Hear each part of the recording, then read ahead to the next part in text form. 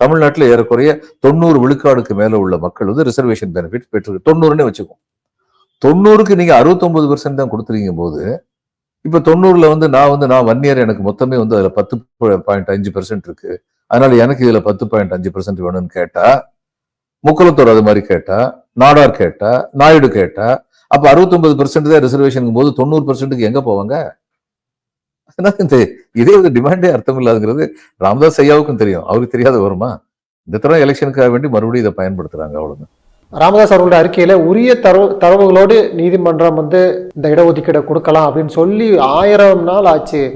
ஸ்டாலின் அவர்கள் வாக்குறுதி கொடுத்தாரு இதை. ஆனா இவ்வளவு பெரிய துரோகத்தை வன்னியர்களுக்கு பண்றாரு. சரி, அதையும் 1000வது நாள் கொண்டாடுறது வரைக்கும் இருக்காரு, சும்மா இருக்காரு? 300 நாள் ஆனோடனே கேட்க வேண்டியதானே, 400 நாள் ஆனோடனே கேட்க வேண்டியதானே. இன்னொன்னு, போதிய தரவுகளோடு கொண்டு வந்தால் உள்ள இடஒதுக்கீட்டை பரிசீலிக்கலாம்னு சொன்னாங்க. அந்த தரவுகள் இவங்க என்ன சொல்லுவாங்க?